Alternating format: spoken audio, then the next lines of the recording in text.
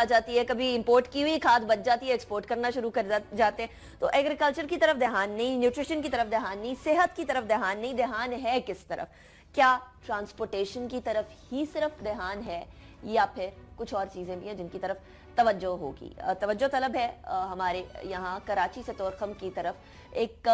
Railway track डलना है और वो सीपेक का हिस्सा होगा, सीपेक का हिस्सा होगा, लेकिन चाइना की कंपनी उसके तमाम चीज़ों को एनालाइज करने के लिए आ रही है। चाइनीज कंपनी को कोई प्रॉब्लम है, कोई मसला है, कोई ऐसी चीज़ है जिसके हवाले से वो सवालात उठा रहे हैं? अनिका, दुनिया भर के अंदर हम देखें जितने भी तरक्की याफ्ता ममालिक है वहाँ पर उनकी जो ट्रांसपोर्टेशन का बड़ा इन्हिसार है वो गुड्स के हवाले से हो या मुसाफरों की नकल हरकत के हवाले से हो, वो ट्रेन पर ज़्यादा इन्हिसार किया जाता है। लेकिन पाकिस्तान के अंदर बदकिस्मती से क़याम पाकिस्तान से कबल जो ट्रेन नेटवर्क मौजूद था, हमने उसको बल्कि ख़राब ज़रूर किया लेकिन हम उसको एक्सपेंड नहीं कर सके, उसकी हालत बेहतर नहीं बना सके। आज भी हमारी ट्रेन 60 से 70 किलोमीटर मैक्सिमम 80 किलोमीटर फी घंटा की रफ्तार से इन ट्रैक पर चल सकती है। लेकिन अब चूंकि वक्त की ज़रूरत भी है और इस सिलसिले के अंदर चीन की जानिब से कुछ अर्सा कबल एक प्रपोजल आई थी जिसके बाद उसकी फिजिबिलिटी करवाई गई वजारत मनसूबाबंदी कमीशन की जानिब से, वजारत मनसूबाबंदी और तरक्की की जानिब से फिजिबिलिटी स्टडी कंप्लीट है जिसके मुताबिक कराची से लेकर पेशावर तूरखम तक एक ड्यूल ट्रैक रेलवे का नया ट्रैक बिछना है, जिसकी मालियत का जो तखमीना लगाया गया फिजिबिलिटी रिपोर्ट में वो 8 अरब डॉलर है। ये मनसूबा इंतहाई खसूसी अहमियत का हामिल है, खुसूसन उस वक्त जब मुस्तबिल के अंदर सीपैक प्रोजेक्ट की वजह से मगबी रूट के अंदर एक्टिविटी होगी। पाकिस्तान के अंदर एक्सपेक्ट कर रहे हैं कि नए इंडस्ट्रियल जोन बनेंगे तो तिजारती सरगर्मियों में भी इजाफा होगा। और उसके साथ साथ जब हम कोल पावर प्लांट्स लगा रहे हैं उसके अंदर वहां पर साहिवाल में और जनूबी पंजाब में भी एक्सपेक्टेड है, तो हमें एक नया ट्रैक हर सूरत चाहिए और ये ड्यूल ट्रैक है। इसके ऊपर मीटिंग्स हुई, फिजिबिलिटी स्टडी कंप्लीट हो चुकी है। चाइना की जानिब से इनिशियली इसके ऊपर फाइनेंसिंग प्रोवाइड करने की भी रजामंदी का इजहार किया गया, लेकिन बाद में चीनी कंपनी ने नवंबर के महीने में उनके एक वफद ने यहाँ पर विजिट किया और पाकिस्तान रेलवे का उन्होंने पूरा स्ट्रक्चर देखा कि पाकिस्तान के अंदर जो इसके रेलवे के इस्तेमाल करने वाले लोग हैं कितना रुझान है। तो जब उनके सामने वो सारी रिपोर्ट्स आए तो उनके लिए बड़ी अलार्मिंग सिचुएशन थी कि पाकिस्तान के अंदर बहुत कम तादाद के अंदर लोग रेलवे के ऊपर एहसास करते हैं। ज्यादातर जो ट्रांसपोर्टेशन का सिस्टम बन चुका है वो बन चुका है, बसों के जरिए लोग ट्रेवल करते हैं पिशावर से लेकर कराची। थैंक्स टू बलौर साहब ना, आपको याद है बलौर साहब ने कहा था ट्रेन नहीं तो ट्रकों पे बसों पे चले जाएंगे। इस ट्रैक की सबसे बड़ी खुसूसियत ये है कि इसकी जो स्पीड जो उन्होंने जिस क्वालिटी का बनना है इसके ऊपर 160 किलोमीटर यानी जो मौजूदा हमारी रेलवे की स्पीड है ट्रेन की उससे डबल स्पीड के ऊपर रेलवे ट्रेन चल सकेगी और ड्यूल ट्रैक होगा। आपको याद है हमने बुलेट ट्रेन की बात की थी, बड़ी तेज तरीन ट्रेन की बात की थी, चाइना ने उसके ऊपर उसको हंसी मजाक में उड़ा दिया था और दुनिया कहाँ जा रही है, हम 160 पे खुश हो रहे हैं। प्रेजेंटेशन दी थी कि हम बुलेट ट्रेन का आइडिया सोच रहे हैं पाकिस्तान के अंदर, तो चाइनीज हंस पड़े थे। उसको कहना हुजूर मेहरबानी फरमाएं जाके आपकी जो ट्रेन चल रही है ना उसी को कोशिश करें कि अच्छे तरीके से वो चलती रहे, आप ट्रेन का बुलेट ट्रेन का जो आइडिया ड्रॉप कर दे। इस पे अनिका मैंने एक रिपोर्ट पढ़ी थी, अच्छी बात है जो लाहौर और इस्लामाबाद का मोटरवे है बड़ा खूबसूरत है, आप उस पर ड्राइव कर रहे हैं, यू जस्ट लव दैट, आपकी सीनरी सारा कुछ है हमारे मुल्क के अंदर है। लेकिन एक रिपोर्ट के मुताबिक, एक स्टडी के मुताबिक अगर हम कराची लाहौर और इस्लामाबाद के दरमियान जो ट्रेन ट्रैक है ये अगर 2 रोया हो जाता, 2 वे ट्रैफिक यहाँ पे चल पड़ती तो ये हमें इस मोटरवे की जरूरत ही नहीं पड़नी थी। वहां पे आपने अरबों रुपए लगा दिए। अच्छा, मैं उसके खिलाफ नहीं हूँ मोटरवे के अगेंस्ट, लेकिन वो अगेंस्ट जो सुहेल बात कर रहे हैं, अगर आपके पास वर्दी ट्रेल वो आपके पास ट्रैक्स हैं जिसके ऊपर आप अपनी मर्जी से जिस मर्जी से आप जो है ट्रेन की स्पीड रखना चाहें रख सकें, तो आपको ये मसले रेलवे की बात कर रहे हैं खावर साहब, वहाँ ख्वाजा जो साद रफीक साहब हैं उनको पैनमा से फुर्सत मिलेगी तो वो इस तरफ ध्यान देंगे ना। अब इसका क्या बनने वाला है? अब इसकी बड़ी जो सिचुएशन है बड़ी क्रिटिकल फेज में प्रोजेक्ट दाखिल हुआ है। सेक्रेटरी मिनिस्ट्री ऑफ प्लानिंग के मुताबिक यूसुफ खोखर साहब के मुताबिक कि चीनी वफद जो कि चीनी सरकारी कंपनी के उसके अंदर कुछ लोग होंगे वो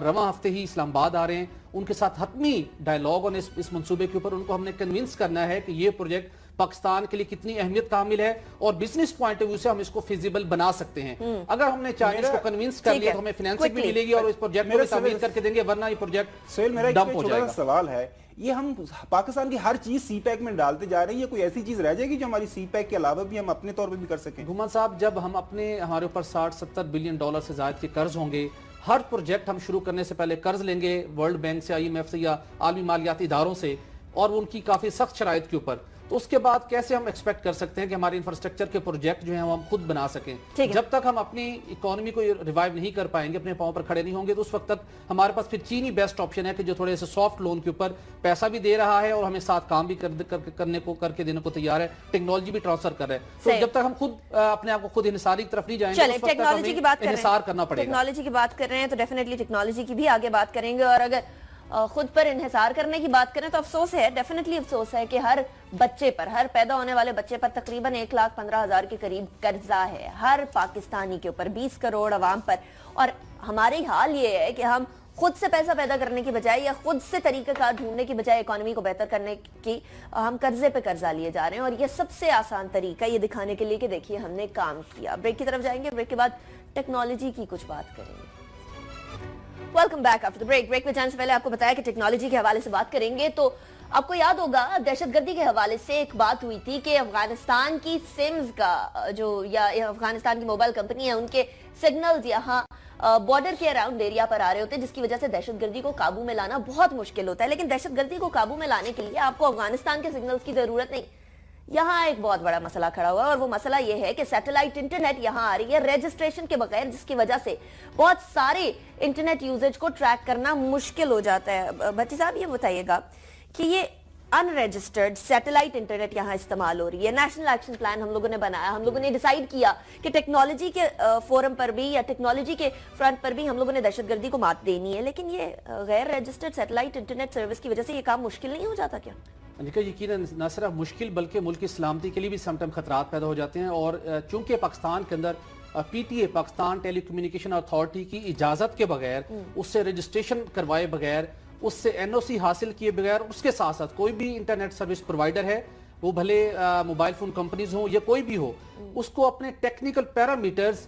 پی ٹی اے کے ساتھ شیئر کرنا پڑتے ہیں گھومن صاحب، چونکہ آج کل آپ کو پتا ہے کہ سب سے زیادہ دنیا کے اندر جو کنسرن ہے وہ سائبر اٹیکس کے ذریعے بھی اب ایک بہت بڑے تھریٹس بن چکے ہیں۔ اس کمپنی کو اپنے ٹیکنیکل پیرامیٹرز پی ٹی اے کے ساتھ شیئر کرنے پڑتے ہیں، اور وہ ٹیکنیکل پیرامیٹرز انٹیلیجنس ایجنسیز کے ساتھ بھی شیئر کی جاتی ہے دنیا بھر کے اندر۔ لیکن گزشتہ کچھ عرصے کے دوران پاکستان میں انکشاف ہوا ہے کہ پی ٹی اے کی وارننگ کے باوجود اور کلیئر کٹ پالیسی کے باوجود کچھ کمپنیاں جو کہ سیٹلائٹ انٹرنیٹ سروس پاکستان میں پرووائڈ کر رہی ہیں، لیکن وہ پی ٹی اے میں رجسٹرڈ نہیں ہیں۔ پہلے ان کو وارننگ جاری کی گئی کہ آپ اپنے آپ کو رجسٹرڈ کروائیں، 4 سے زائد کمپنیاں ہیں، لیکن جب وہ کمپنیاں ٹچ سے مس نہ ہوئی، اب ان کو پھر ڈیٹیکٹ کیا گیا کہ وہ پاکستان کے اندر اپنا آپریشن شروع کیے ہوئے ہیں، مختلف صارفین کو اپنی سروس فراہم کرنی ہے، چونکہ سیٹلائٹ سروس ہے وہ بہت فاسٹ انٹرنیٹ کا ذریعہ ہے، لیکن اس کے ساتھ ساتھ وہ مہنگا بھی بہت زیادہ ہے، صحیح عام صارف سیٹلائٹ انٹر افورڈ نہیں کر سکتے۔ لیکن اس کے باوجود اگر کچھ کمپنی یا کچھ لوگ اس سروس کو افورڈ کرتے ہیں، حاصل کرتے ہیں، تو پھر یہ کنسرن پیدا ہوتا ہے کہ ایک آلریڈی جو پاکستان کے اندر 4G سروس تک پرووائڈ ہے، اس کو آپ ڈراپ کر کے ایک ان رجسٹرڈ سروس کیوں حاصل کرنا چاہتے ہیں؟ انٹیلیجنس ایجنسیز نے اس کو انرتھ کیا، اس کے بعد پی ٹی اے کو انفارم کیا گیا کہ ان کمپنیز کے خلاف ایکشن لیں، ان کو وارن کریں، اور اس کے بعد جب کبھی ان کے جو یہاں پر اس کو ڈیل کر رہے ہیں ان کو پتہ چل گیا تو ان کے خلاف کاروائی کیجیے۔ سب سے بڑا اس وقت کنسرن یہ آ رہا ہے کہ اگر کسی سم ٹائم ملکی ایسے راز ہوتے ہیں، کچھ ایسے ادارے ہوتے ہیں جو انٹرنیٹ سروس استعمال کر رہے ہوتے ہیں، ڈیفرنٹ اپلیکیشن استعمال کر رہے ہوتے ہیں، ایسے انٹرنیٹ سروس پرووائڈرز کے انٹرنیٹ استعمال کرتے ہوئے، فار ایگزامپل ہم بات کرتے ہیں کابینہ ڈویژن ہے، وزارت داخلہ ہے، وہاں پر مختلف افسران کام کرتے ہیں آفیشیل، اس قسم کی انٹرنیٹ سروس جب استعمال کر کے کوئی آپ ڈیٹا چراتے ہیں، تو اس کے بعد جب آپ کو پتا چلتا ہے کہ یہاں سے یہ اٹیمپٹ کی گئی ہے، جب آپ اس کو ٹریس کرنے جاتے ہیں تو آپ اس کا آئی پی ایڈریس لوکیٹ نہیں کر پاتے، کیونکہ انرجسٹرڈ ہے۔ یہ سب سے بڑا کنسرن ہے۔ اچھا سہیل، یہ پی ٹی اے کو کیوں لیٹر لکھ رہے ہیں آپ؟ تو پتا ہے پی ٹی اے تو ٹرانسفر ہو گیا، اب انوشیر رحمان صاحب کی جو منسٹری ہے اس کے اندر ان کو کر دیا گیا ہے، جب ریگولیٹری اتھارٹی کو ختم کر دیا گیا۔ ویسے پاکستان ٹیلی کمیونیکیشن اتھارٹی جس پہ وہ اسماعیل شاہ صاحب جس کو ہیڈ کر رہے ہیں، وہ پہلے بھی اس کا کوئی رول نہیں تھا، سارے کا سارا انڈر جو ہے تھم کنٹرول انوشیر رحمان صاحبہ، اور انوشیر رحمان صاحبہ کے ساتھ اسحاق ڈار صاحب۔ آپ کو پتا ہے 3G 4G کی جو آپشن ہوئی تھی اس پہ آڈٹ کی سیریس قسم کی آبجیکشن آ چکے ہیں۔ یہ جو آپ بات کر رہے ہیں وہ ہمارے موجودہ حالات کے اندر کی بہت بڑا سیریس ایشو ہے۔ اگین سوال یہی ہے کہ کیا ہماری جو انفارمیشن ٹیکنالوجی منسٹری ہے وہ اس کو سیریس لے رہے یا نہیں لے رہے؟ वो ये है कि सारे का सारा फोकस ये अनुशा रहमान साहब भी आजकल सुप्रीम कोर्ट के अंदर सारा दिन वहां पे गुजारती हैं। इंतजामी ठीक है। तौर के ऊपर Reason समझ आ गई। एक ऑब्जर्वेशन की वो पूरे के पूरे वो नोट्स ले रही हैं, वो ठीक है, उनका वहां पे कंसर्न बनता है, प्राइम मिनिस्टर साहब को उन्होंने डिफेंड करना है। अगेन ये बहुत सीरियस इशू है, ये ना हो कल कलां को जब बाद में पता चले कि जी आपकी वो इतनी ज्यादा, आपका दुश्मन इतना लंका ढा गया और हम कुछ कर नहीं पाए। ये आपने बड़ा अच्छा एक इशू हाईलाइट किया। आपकी बात बिल्कुल ठीक है। इंतजामी तौर के ऊपर तो पीटीए वजारत आईटी के अंदर चला गया, लेकिन कानूनी तौर के ऊपर पीटीए की ही जिम्मेदारी है कि ऐसी कंपनीज के खिलाफ उसने कार्रवाई करनी और ऐसी कंपनियों का रास्ता रोकना है। कुछ ऐसा कबल एक अटेम्प्ट हुई थी भारत से, जिसको इंटेलिजेंस एजेंसी ने, पाकिस्तान की इंटेलिजेंस ने उसको ट्रैक किया था, पीटीए को इन्फॉर्म किया था, तमाम सरकारी इदारों को बताया गया था। व्हाट्सएप के जरिए एक मैसेज भेजकर भारत के अंदर एक कंपनी थी, उसका वहां से आईपी एड्रेस यूटिलाइज करते हुए पाकिस्तान की सरकारी मालूमात को चुराने की कोशिश की गई थी, लेकिन इंटेलिजेंस एजेंसीज ने पीटीए के थ्रू उसको डिटेक्ट किया। पीटीए को कहा कि इसको रोका जाए और सरकारी इदारों को भी कहा किया गया था। पीटीए की ही जिम्मेदारी है, वजारत आईटी को इंतजामी हद तक उसके अंदर रोल है, लेकिन एक्शन पीटीए करना पड़ेगा, एक्शन लेना पड़ेगा। और ये इसलिए भी जरूरी है क्योंकि मुल्क के अंदर जहां हम दहशतगर्दी के खिलाफ जंग लड़ रहे हैं, जहां हम लोग इस बात को तहैया किए बैठे हैं कि हम लोगों ने अपने सरजमीन से दहशतगर्दी की जड़ को उखाड़ के फेंकना है, वहां अगर इस तरह के लूप होल्स होंगे तो डेफिनेटली किसी ना किसी को ये तरीका कार मिलेगा। ये हम हाईलाइट कर रहे हैं, इसके ऊपर हुकूमत की फौरी तौर पर नजर की जरूरत है और नजर करम करें, ताकि जो हमारा नेशनल एक्शन प्लान के 20 नुकात हैं उसके अंदर से जितने ज्यादा हम लोग अचीव कर पाए उतने कर सके जल्दी से जल्दी।